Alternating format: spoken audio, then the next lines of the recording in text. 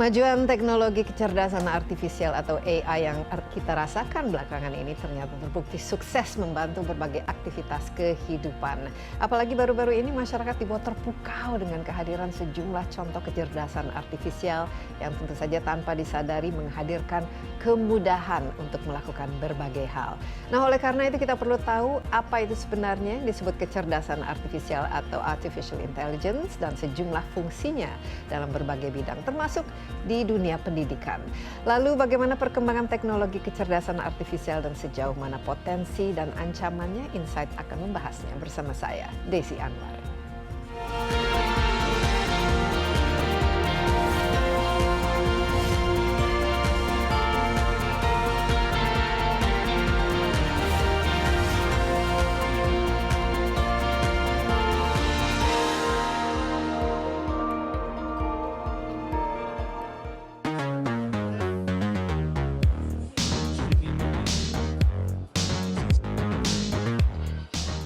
Kecerdasan artifisial atau artificial intelligence yang kerap dikenal dengan AI adalah cabang ilmu komputer yang menggunakan kemampuan mesin untuk menyelesaikan tugas dan aktivitas yang biasa dilakukan manusia.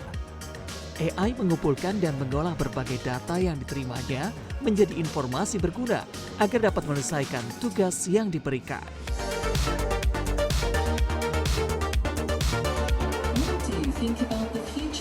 Teknologi AI telah menyebar ke berbagai bidang, mulai dari otomotif, bisnis, hiburan, pendidikan, bahkan kesehatan. AI kerap kita gunakan dalam kehidupan sehari-hari seperti asisten virtual, navigasi GPS, media sosial, mobile banking, dan online shop. Perkembangan AI yang sudah ada sejak 50 tahun lalu kini mengalami banyak kemajuan. AI semakin pintar dan mampu membantu kehidupan manusia, bahkan memberikan jawaban yang lebih akurat atas suatu permasalahan.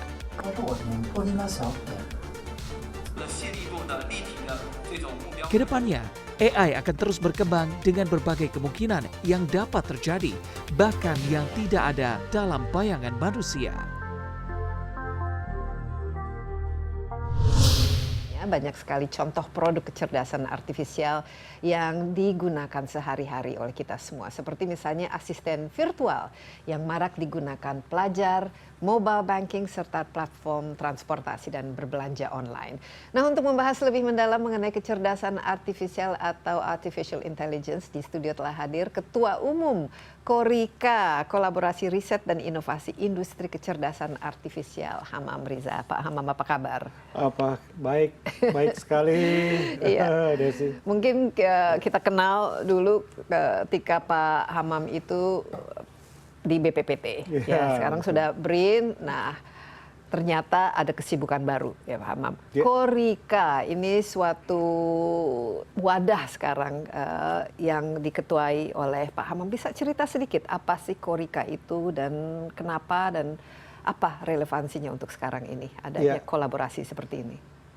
Ya, jadi memang pada saat kita bertemu ya dalam beberapa kesempatan sewaktu masih di BPPT, itu ada upaya kita membangun strategi nasional kecerdasan artifisial AI towards Indonesia 2045. 2045 ya nanti.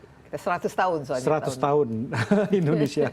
Dan Korika kemudian terbentuk ya di dalam proses kita mengimplementasikan strategi nasional kecerdasan artifisial ini sebagai sebuah orkestrator quad helix kita sebutkan, academic, business, community, and government. Oke, academic, community, business, and government. Jadi empat helix. Quad helix. Tambah 5 nanti harus ada media juga. Ya tentu. Untuk Dan edukasi. Kita berorientasi kepada upaya untuk bisa mengembangkan seluruh fokus area yang ada di dalam strategi nasional kecerdasan artifisial. Karenanya namanya adalah kolaborasi riset dan inovasi industri kecerdasan artifisial. Jadi semacam think tank khusus sebagai untuk AI. Think tank untuk AI. Ini kapan di setupnya, Pak Hamam? Itu siapa kira-kira sekarang anggotanya? Di setupnya itu tepat pada Hari Kebangkitan Teknologi Nasional 10 Agustus di tahun 2021. Dan itu adalah waktu yang tepat setahun setelah kita meluncurkan strategi nasional kecerdasan artifisial Indonesia 2045 itu.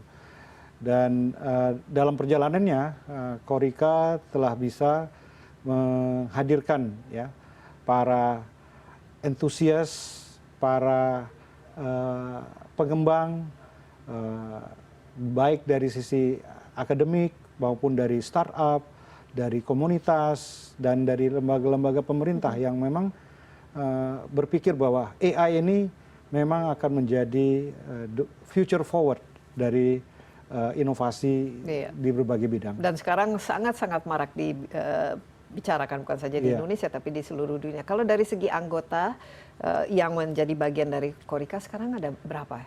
Ini kan mencerminkan juga. Ya, Korika telah memiliki hampir 3.000 ya individual members ya, serta berbagai korporasi ya yang memang menjadi juga senat daripada Korika ini. Sehingga seluruh pemanfaatan dari AI yang muncul dari berbagai sektor itu nanti akan dikawal oleh para corporate members dari Korika. Iya, jadi kolaborasi ini memang sangat penting, apalagi kalau kita lihat nih sekarang kita 10 tahun terakhir ini kan kita sudah istilahnya terbiasa dengan yang namanya digital gadgets, ya Internet of Things, dan kita semua pengguna, kita semua konsumen. Tapi mungkin kita sendiri belum paham yang namanya tuh AI, kecerdasan artifisial. Nah ini kan juga semacam edukasi bagi orang-orang yang menggunakan tapi bukan data scientist atau orang yang paham teknologi itu. Sebenarnya apa sih definisi dari kecerdasan artifisial? Kita paham ya kecerdasan kan biasanya manusia itu cerdas, tapi kecerdasan artifisial dan contoh-contoh penggunaannya dan produk-produknya yang saat ini sebenarnya sudah kita miliki dan kita gunakan dalam kehidupan kita sehari-hari. Ya kita mungkin bisa mulai dari definisi dari kecerdasan itu sendiri yang secara alami itu dimiliki oleh manusia. Jadi that's the real intelligence ya, intelligence yang kita ini. Nah, kecerdasan artifisial ataupun artificial intelligence kita singkat AI saja. AI ini merupakan sebuah upaya ya untuk membangun intelijensi dari mesin ya. Dalam hal ini tentu saja komputer gitu ya. Untuk bisa melakukan dan berpikir seperti manusia. Ya. Melakukan dan berpikir seperti manusia. Iya.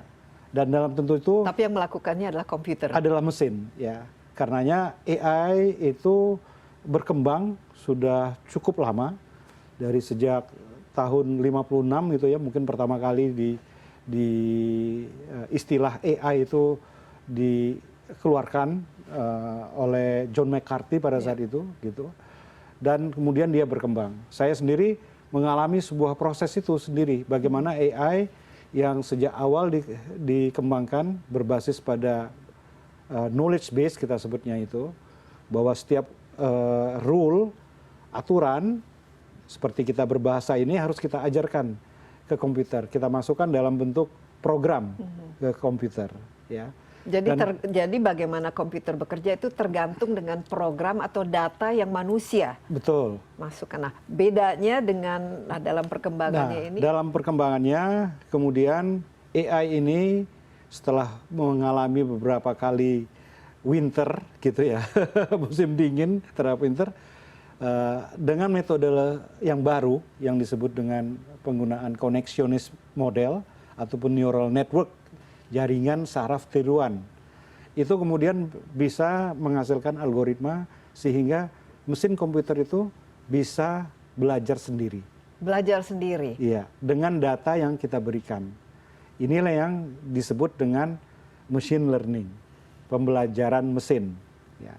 Nah, perkembangan dari pembelajaran mesin inilah yang saya kira menyebabkan AI itu sekarang itu menjadi hal yang sangat cepat ya, dan luar biasa. Iya. Dan ini mungkin yang terakhir produk yang Produknya, yang baru mungkin belum 1 tahun ya, itu yang namanya ChatGPT. Jadi seolah-olah itu kita bisa berkomunikasi dengan komputer dengan segala macam pertanyaan, bisa mendapatkan jawaban yang luar biasa. Ya nggak tahu kalau benar atau tidak, tapi luar biasa bagusnya gitu. Pak Hamam, ini menarik sekali. Tapi nanti dari segi contoh-contoh produknya dan mungkin apa penggunaannya, kita istirahat sebentar. Tapi tetaplah bersama kami. Insight with Desi Anwar akan segera kembali.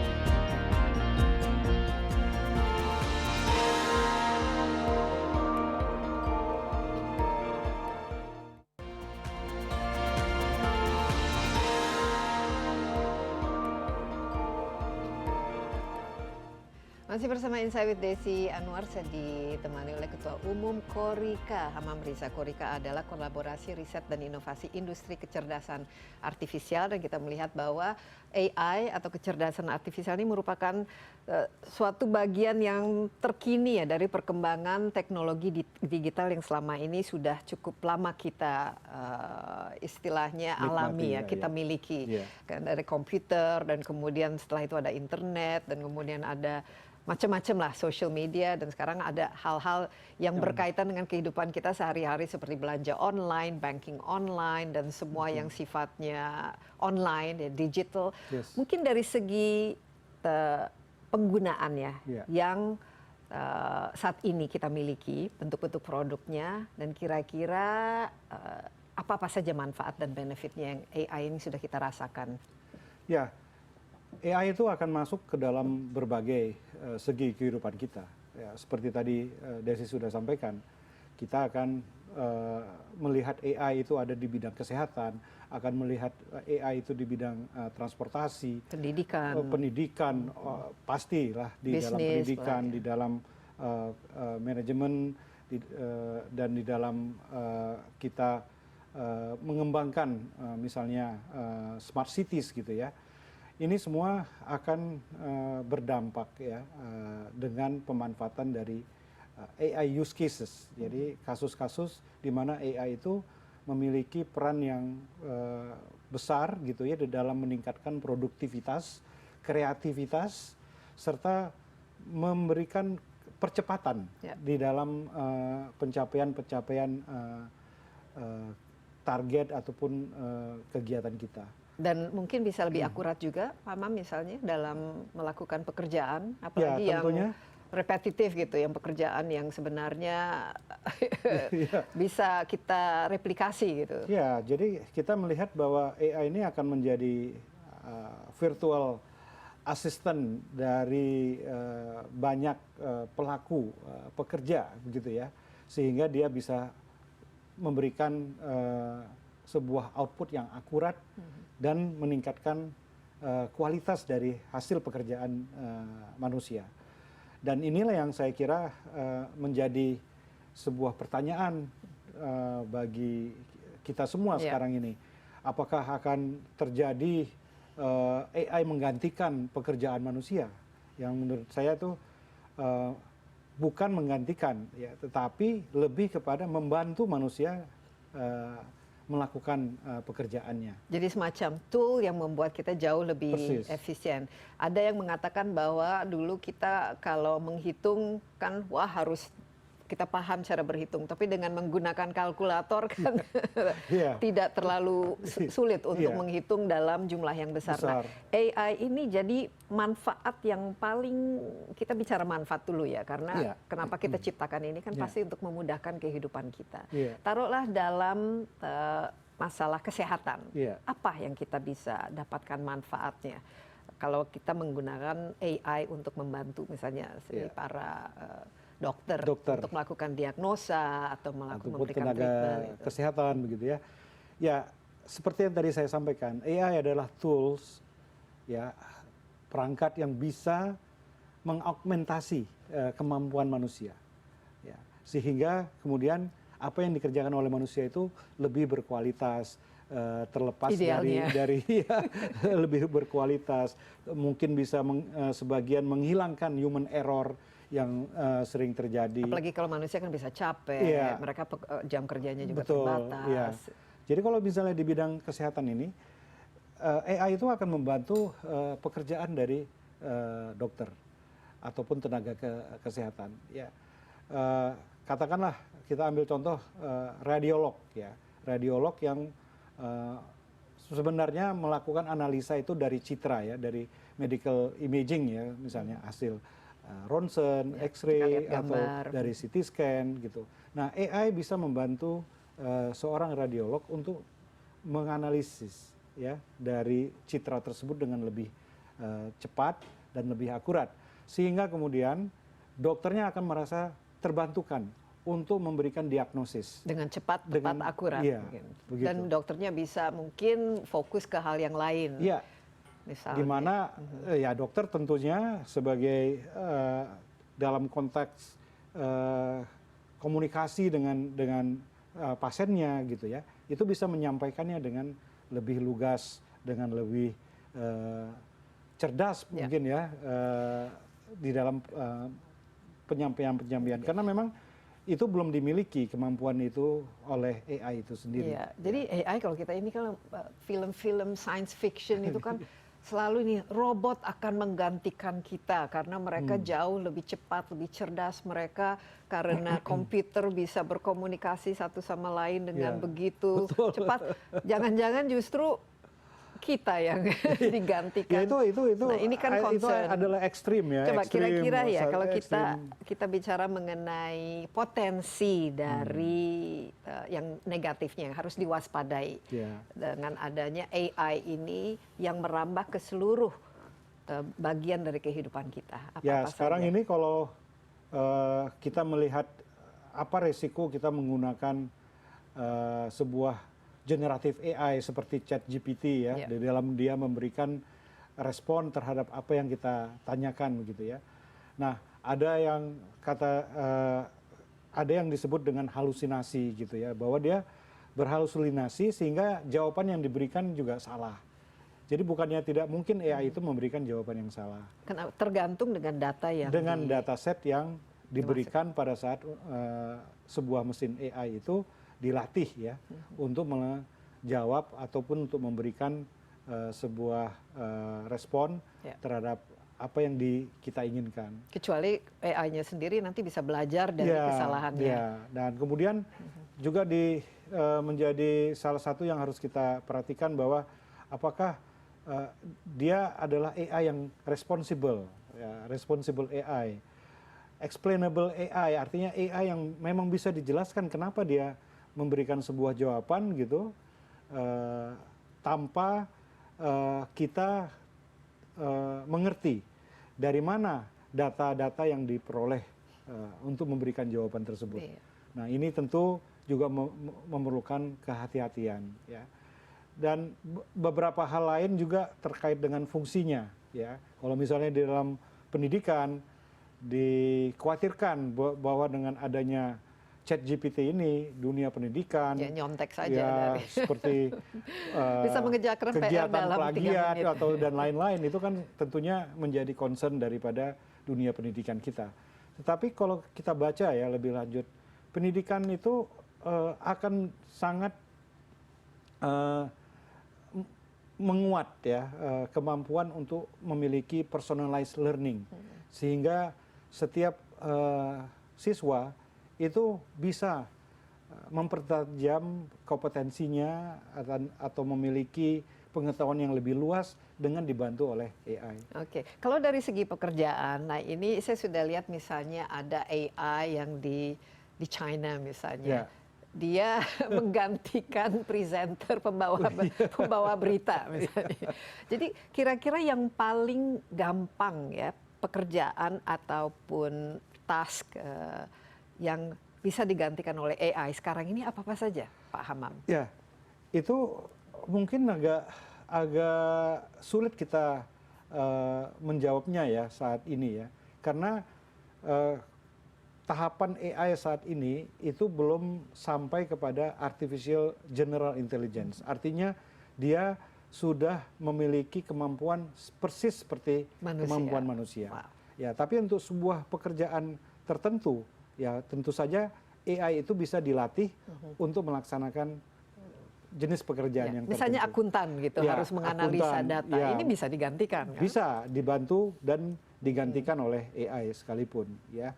Bila memang pekerjaan itu sudah merupakan pekerjaan yang memiliki dataset yang lengkap, basis pengetahuannya yang lengkap, sehingga kemudian kita juga bisa mengajari sebuah AI untuk melakukannya dengan baik. Yang jelas misalnya di industri itu semua bisa digantikan oleh AI, Ya. apalagi yang basisnya itu ada instruksi seperti manufacturing misalnya, Iya. itu semua Jadi saya pernah membaca satu report gitu ya, 40% dari working hours di berbagai sektor industri itu akan tergantikan dengan AI. 40%. 40%. Wow. Dari Jadi berarti job. harus 40% ini supaya tidak menganggur, mau tidak mau harus diberikan Melakukan reskilling. skill lain ya. Ya, skill Tapi lain. apa itunya juga menjadi Upskilling. Jadi memang upskilling. begitu. Kita tidak bicara tentang job displacement, tapi bagaimana kita me-create job baru gitu ya dengan kemampuan reskilling maupun upskilling. Idealnya harusnya ada job creation yang baru dan Exactly. pekerjaan dari segi kualitas harusnya lebih menarik. Kalau kita di sekolah bukan hanya menghafal terus hitung-hitungan dan betul. multiple choice, A, Betul, B, C iya. dan lain sebagainya, tapi justru harus ditantang lebih kreatif. Kita akan istirahat sebentar Pak Hamam, tapi tetaplah bersama kami. Insight with Desi Anwar akan kembali sesaat lagi.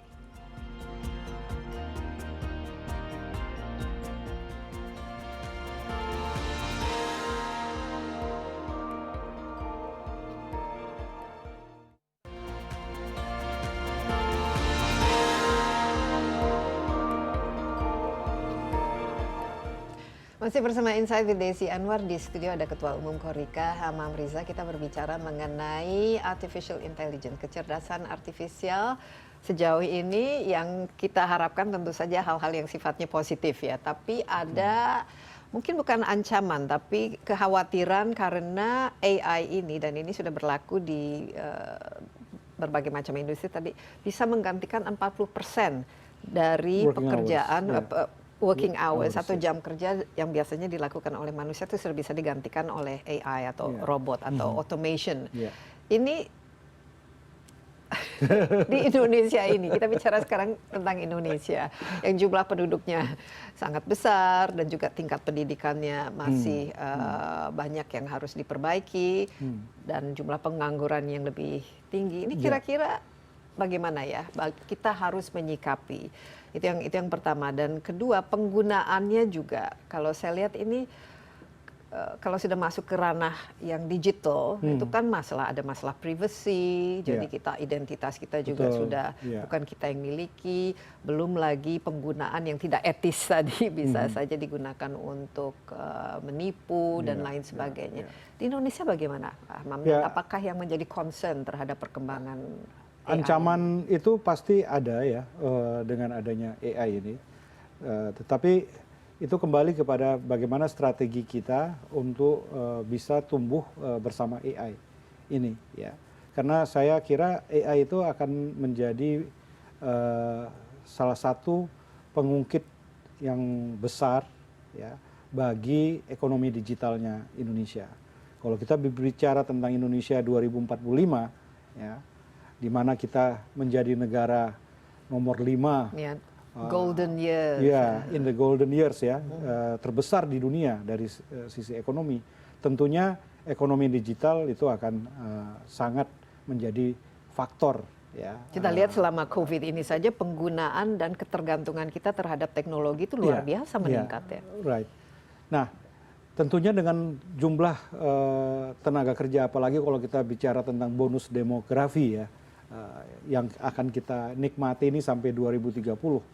Tentunya tenaga kerja kita yang produktif ini harus mampu beradaptasi dengan peluang-peluang yang diciptakan dengan kebaruan dari teknologi. Dan kita tidak bisa hindari lagi. Tapi kita tidak bisa hindari. Oleh karenanya harus ada strategi bagaimana digital literacy dan kemudian digital talentnya kita itu juga bisa tumbuh signifikan gitu untuk mengisi ceruk dari digital ekonomi kita ini. Oke. Nah, jadi walaupun kita ini Indonesia memang memiliki banyak jenis pekerjaan ya, yang tentu saja tidak ingin kita jadikan pekerjaan yang hilang gitu ya.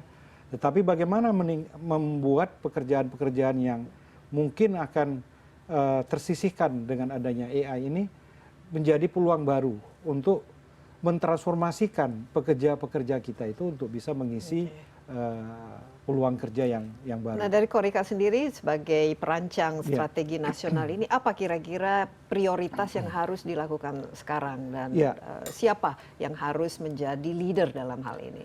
Ya, kita di Korika sebagai sebuah platform orkestrasi yang berusaha menghubungkan seluruh stakeholder yang ada dalam pengembangan AI. Kita ingin fokus pada 4 hal supaya benar-benar AI itu bisa tumbuh dengan kuat dan memberikan kontribusi yang maksimal di dalam pencapaian tujuan Indonesia 2045 itu. Ada yang terkait dengan regulasi. Kita harus bisa membangun regulasi dan kebijakan termasuk ethical AI ya sebagai guardrail koridor yang mana setiap produk AI yang kita hasilkan itu tentunya harus memiliki lisensi. Ya. Jadi regulasi ini penting. Ya. Tapi apakah regulasi ini berdasarkan suatu negara atau secara global, mengingat teknologi ini kan bukan kita yang miliki juga. Betul. Ini merupakan teknologi yang dikembangkan oleh para ahli-ahli ya kebanyakan di dunia seperti Amerika Serikat maupun Eropa gitu. Ini bagaimana nanti? Regulasi global tentu mungkin diperlukan, seperti juga teknologi-teknologi lain yang memiliki pengaruh yang sangat besar kepada kemanusiaan ya, misalnya nuklir. Ya, nuklir gitu kan. Sampai di Senate hearing-nya Sam Altman dengan Kongres itu juga sempat ditanyakan apakah harus ada semacam badan internasional yang menjaga guardrails daripada AI ini ya. Dan secara lokal, secara negara, kita pun juga tentunya harus bisa memiliki ya regulasi yang mumpuni. Katakan saja di dalam kita menjalankan sistem AI itu di dalam negara kita yang memiliki ideologinya Pancasila ya.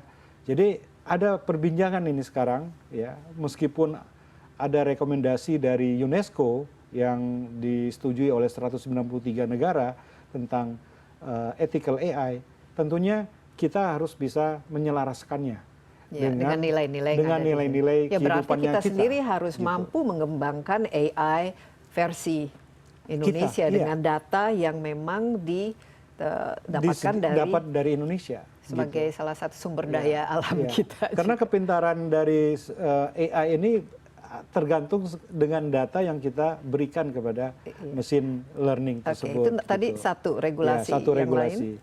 Yang kedua adalah kemampuan kita untuk mengorganisir data dan juga mengembangkan infrastruktur. Ya, karena untuk mengembangkan AI ini kita memerlukan infrastruktur supercomputing ya. Di dalam kita mengembangkan model-model khususnya misalnya kita mengembangkan model yang berbahasa Indonesia seperti itu ya. Dan ini jadi sangat penting. ChatGPT-nya juga nanti dalam bahasa Indonesia ya. Kemudian yang ketiga adalah pengembangan talenta ya. SDM ini paling penting ini ya. Saya kira ini harus lebih banyak lagi data scientist dan para programmer. Dan inilah yang diupayakan oleh Korika sebagai orkestrator di dalam mengembangkan AI ekosistem, saya sebutkan ini. AI ekosistem AI ekosistem. Nah, untuk talenta-talenta ini, kita kan tentunya perlu menyampaikan kepada sumber daya manusia itu ketersediaan data, ketersediaan komputasi, sehingga mereka bisa mengembangkan kompetensi mereka, memahami perkembangan algoritma-algoritma yang dipakai di dalam AI itu sendiri, ya, sampai kepada menghasilkan ciptaan-ciptaan karya sendiri gitu ya, yang memang sesuai dengan kebutuhannya. Katakanlah untuk sektor kesehatan ya, kita harus mengembangkan AI scientist, data scientist untuk bidang kesehatan. Untuk bidang pertanian, kita akan juga perlu membangun talenta-talenta AI untuk bidang pertanian. Oke, dan terakhir Pak Hamam? Dan yang terakhir saya kira kita Korika harus memberikan nilai kepada komunitas. Ya, tentunya komunitas ini yang nanti akan nurturing dari AI ekosistem itu sendiri. Dan itulah yang menjadi saya kira visi dan misi kami di Korika ini untuk bisa menghela keseluruhan inovasi AI untuk negara kita. Ya, yang jelas AI, kecerdasan artifisial sudah ada di kita dalam kehidupan sehari-hari. Sekarang saja kita bicara dengan Google, dengan Alexa, dengan Halo Siri untuk melakukan pekerjaan-pekerjaan, dan mereka semua memahami kita lewat algoritma ya. Betul. Nah, mungkin singkat saja, ke depan ini sesuatu yang perlu kita sambut dengan optimisme. Atau seperti tadi Sam Altman dan Elon Musk yang justru para pakar-pakar iptek ini dan teknologi ini mengatakan hati-hati. AI apalagi kalau sudah menjadi AGI yang sudah seperti manusia, ini sesuatu yang harus kita waspadai. Kalau saya sebagai orang yang bergelut di dalam teknologi, kita harus mengembrace AI ini. Tentunya seluruh potensi yang bisa kita dapatkan dari AI ini kita perlu olah ya, sehingga kemudian kita tumbuh dengan AI ini. Di samping itu kita tetap harus berhati-hati. Tadi Desi sudah menyebutkan beberapa risiko yang memang perlu kita cermati, dan bukan hanya untuk AI, untuk semua teknologi, karena seperti juga internet, dia bisa adalah pisau bermata dua yang bisa dapat digunakan untuk hal-hal yang baik, yang untuk kesejahteraan umat manusia, tapi juga bisa memberikan hal-hal yang buruk ya. Tergantung siapa yang menggunakan. Ya. Nah, oleh karenanya saya tetap berpikir positif bahwa AI ini bisa membawa kita di dalam perjalanan transformatif gitu, menuju kepada visi Indonesia yang maju 2045. Baik, gitu. Terima kasih banyak Pak Hamam, nih sangat mencerahkan, dan ini sebenarnya exciting ya, karena ini semua orang sekarang membicarakan mengenai AI. Jadi mau tidak mau kita bukan saja harus paham, tapi kita harus tahu bahwa ini adalah salah satu alat yang bisa kita gunakan, tapi jangan sampai kita yang dipergunakan, diperalat oleh alat kita sendiri. Pak Hamam, terima kasih banyak, dan juga kita harapkan Korika bisa memberikan masukan-masukan yang sangat baik dan positif kepada pemerintah dalam mengatur semua ini, dan juga menjadi leader ya bagi kita semua untuk memahami lebih lanjut, lebih dalam lagi mengenai artificial intelligence. Ya, tetaplah bersama Insight with Desi Anwar. Kami akan segera kembali dengan seorang narasumber lainnya, seorang anak muda Indonesia yang berprestasi dan menggeluti teknologi AI, kali ini dalam bidang pendidikan. Tetaplah bersama kami.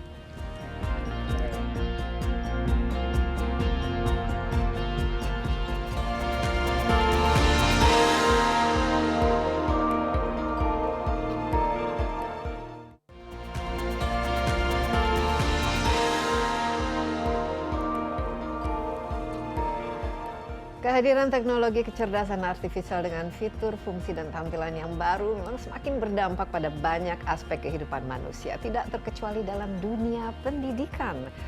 AI atau kecerdasan artifisial mulai mengambil peran dalam kegiatan pembelajaran di sekolah maupun perguruan tinggi. Nah, hal ini tentu memberikan implikasi secara eksplisit terhadap kehidupan kerja manusia di masa depan. Untuk membahas arti pentingnya kecerdasan artifisial di dunia pendidikan, saya sudah ditemani oleh seorang tamu istimewa, anak muda asal Indonesia yang diundang berpidato dalam EcoSoc Partnership Forum di markas PBB di New York, Amerika Serikat pada tanggal 31 Januari lalu. Dialah Miklos Sunario. Ya, Miklos bersama timnya dari Social Enterprise EduBeyond berhasil memenangi lomba di bidang educational technology yang diikuti oleh 1.500 startup dari 85 negara. Congratulations, Miklos, selamat ya.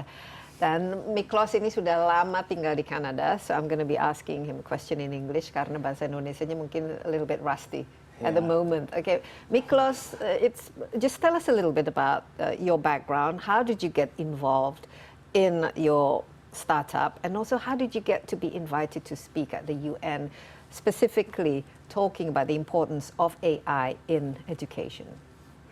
It's a bit of a long story, so I guess I'll just take it from the very start. Okay. Well, you're still very young. How old are Yeah. you now? You're like 20... 19, Oh, actually. 19, not even. So you are actually, the face of what the future is going to be like. That's the hope, I suppose. We actually got started with EduBeyond back when I was in high school, because that's where I met my co-founders. And it started out as a non-profit organization, because, as younger individuals, we were, I guess, until now still, quite naive and had these ideologies that were a bit idealistic, I suppose. So we started as a non-profit organization, and we worked in 10 countries doing kind of normal things, like tutoring, like special tutoring, as well as specialized workshops with themes like AI or just like simple like digitization. And during this time, I think we cultivated an understanding of what the problems within education is. Because This is education in general, or particularly in Indonesia? education in general. In general. Although I think for me, I had a special, even more insight into Indonesia, because of the 10 countries, the one I was involved with was of course Indonesia. So yeah, because we had this special understanding of education from two lenses. Firstly, as educators, but also as students ourselves, we decided, hey, I think nobody's addressing these needs in education, but we have the technical capacity to do so. So why not? That's why me and my co-founders began EduBeyond as what it is today. Okay.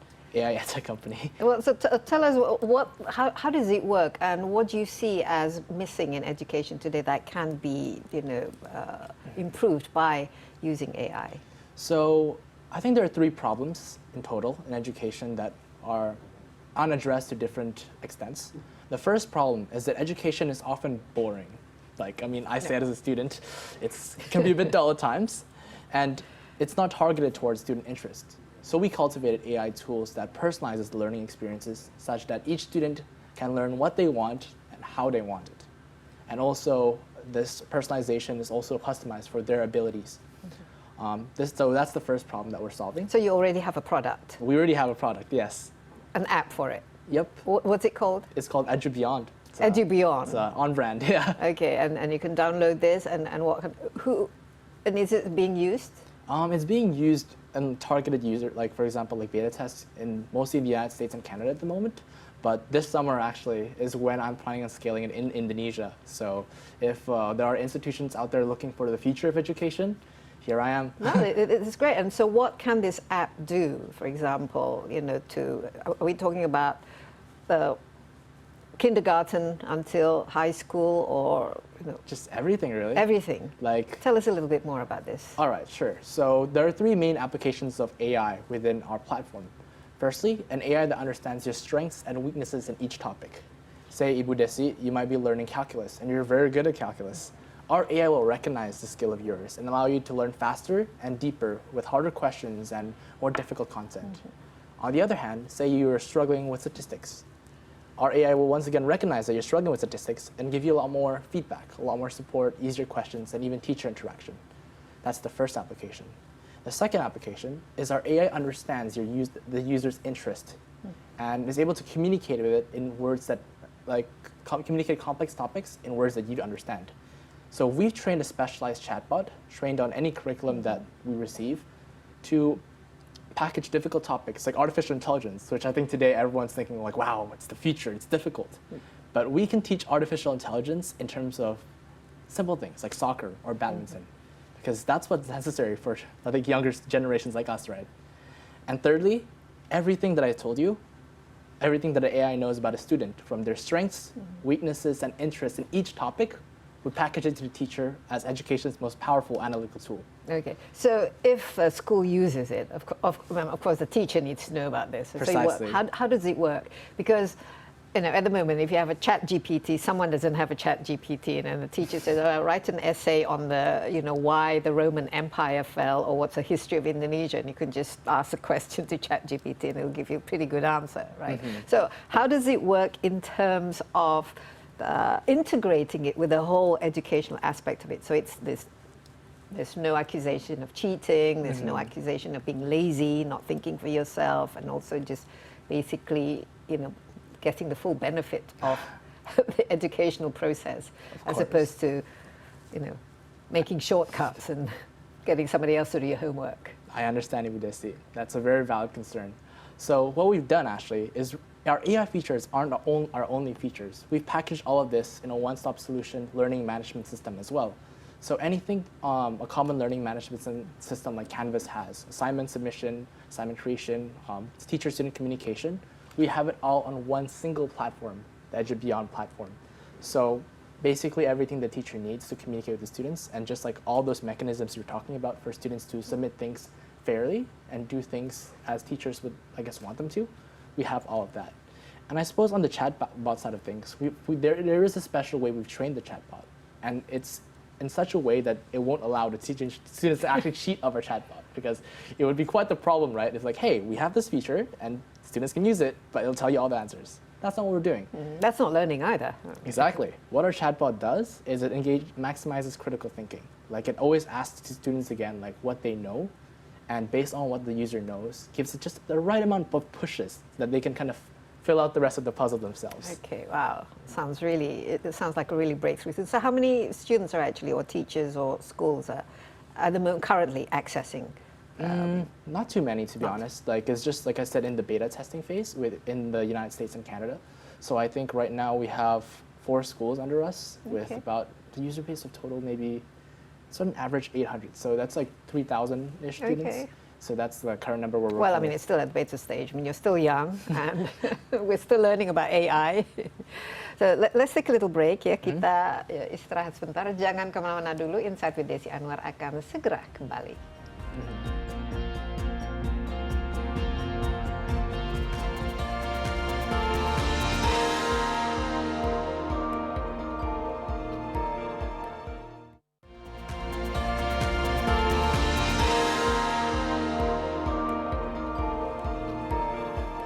Masih bersama Insight with Desi Anwar, saya ditemani bersama co-founder EduBeyond, Miklos Sunario, seorang anak muda yang berusia 19 tahun yang saat ini masih tinggal di Kanada, ya. Dan ini udah kelas berapa di Kanada? Have you finished high school yet? I finished high school. You finished high school. Sekarang semester 4. Semester 4 di Universitas UBC. UBC. That's Okay. right. Now, Miklos, amazing work that you do, and I'm equally proud of you.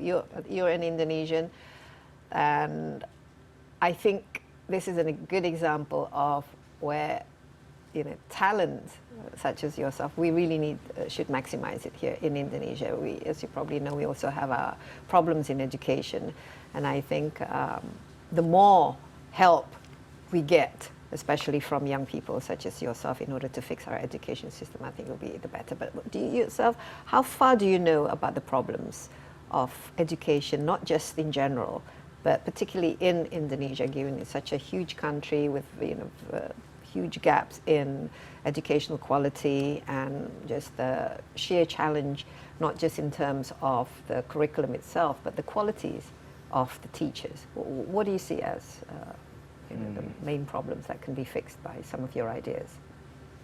Yeah, first of all, I think one of the biggest issues in Indonesia is the lack of focus on teachers.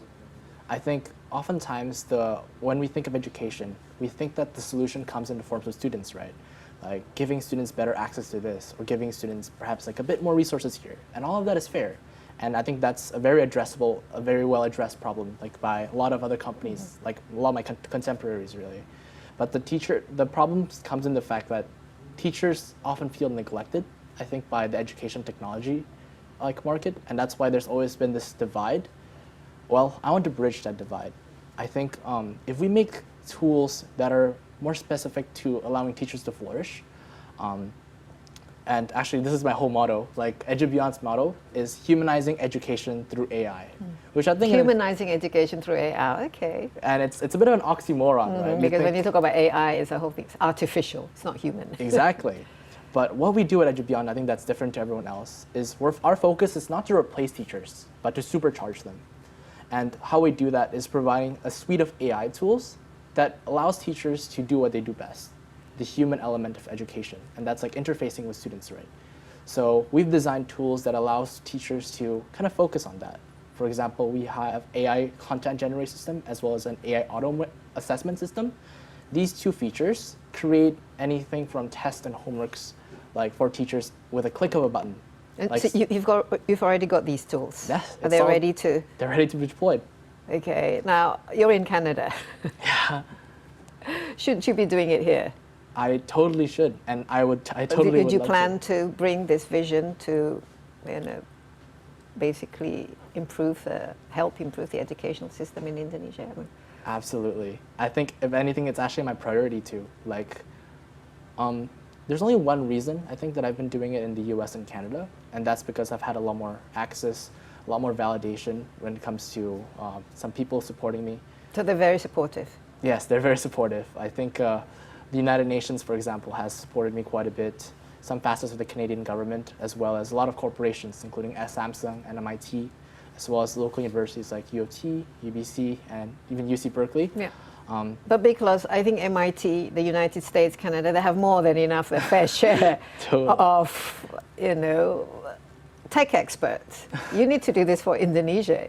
You're planning to come back to Indonesia? Yes, I totally am. What can we do, to make sure that young people like you, with talent, with skills, with commitments, with ready-made tools, to entice you to come back to Indonesia? I think there's just two sectors that are really like drawing me in. Really, firstly is the private sector. I guess like this is why I'm really happy to be on your show today, Ibu Desi. For institutions out there in Indonesia who are looking for, like I said, the future of education and transforming their education system, then I want them to know that we're here and Yeah. we're ready to help.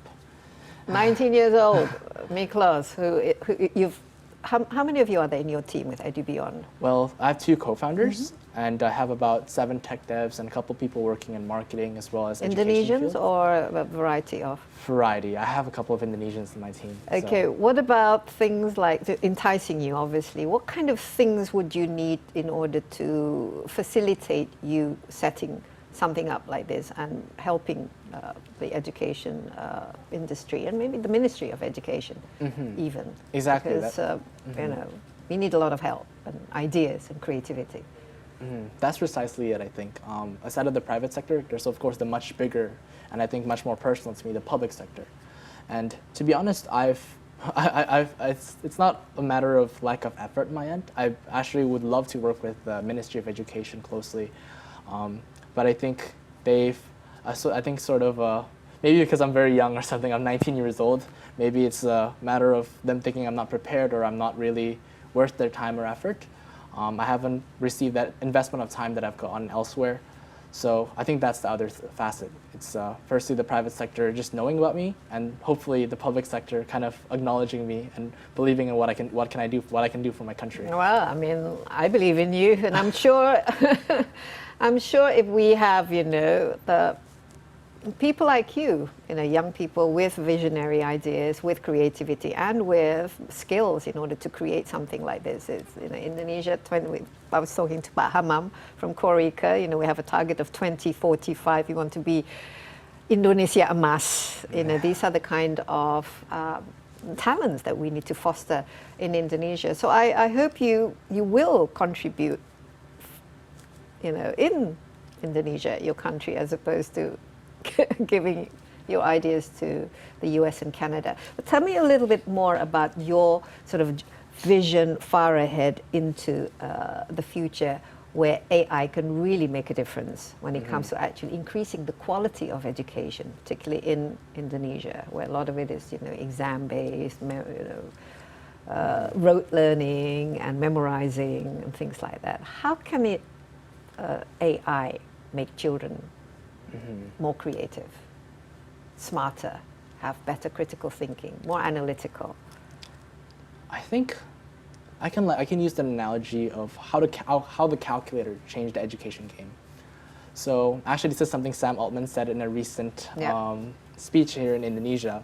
He said that the calculator, when the calculator was first invented, mathematician teachers all around the world were scared, right? They were like, this is it. This is the end of mathematic education as we know it. But now we know that it didn't end math. It rather elevated the almost expectations of students in math. And I think the same thing will happen with AI. Students equipped with AI will do things that we can't imagine. Like even I, as an innovator in AI at the moment, can't imagine what sort of ideas, what sort of creative, maybe new approaches students might come to solving world problems with AI. But as education, I think as an education institution, we simply just need to raise our expectations to whatever that new standard might be. But I actually have an alternative answer as to how AI will change education. And and I would say it's actually the most unaddressed problem in education. And it calls into question how relevant it is what we're learning right now. Exactly. Exactly, yeah. Yeah, because every year 3 million young Indonesians, they graduated and they go straight into the line of unemployment. Exactly. That's the reality. And I think one of the problems is because what we're learning is just not as relevant anymore. Think like, for example, a niche segment like AI last year, it's now a synonym for innovation and like everything reality breaking, right? But education systems now, they're still not prepared to teach AI. And I think the nature of AI in education, the nature of EduBeyond, is that it's adaptable. With one click of a button or just on a whim, you can modernize your education to match with the times. And I think that's the most important unaddressed problem in education that we solve. That's absolutely important because education, that system at the moment tends to make people, they're uniform. They have the same test, they grade you for the same thing, whereas every individual, every human, every person is different, right? Precisely. Just very quickly, Miklos, you are 19 now. How do you see yourself? Where are you going to be 10 years from now when you're 29, when we are in 2033? I think the best answer would be where I could make the most change. I mean, I won't hide it. I'm idealistic. Like, what I'm trying to do isn't to make the most money, but to fulfill my vision of changing education with AI. So where I can change education the most with AI, hopefully Indonesia, but really anywhere that may be, that's where you'll find me.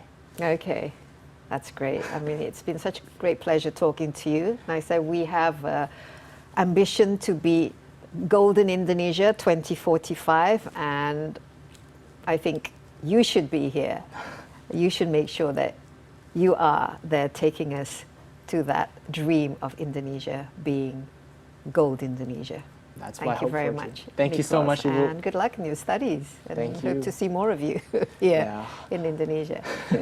Jangan lama-lama di luar negerinya. Baik, Bu, nanti balik lah. Ya, demikian Insight with Desi Anwar kali ini. Anda juga dapat menyaksikan tayangan ini di cnnindonesia.com dan di YouTube CNN Indonesia Insight with Desi Anwar. Sampai jumpa, stay safe. Bye-bye.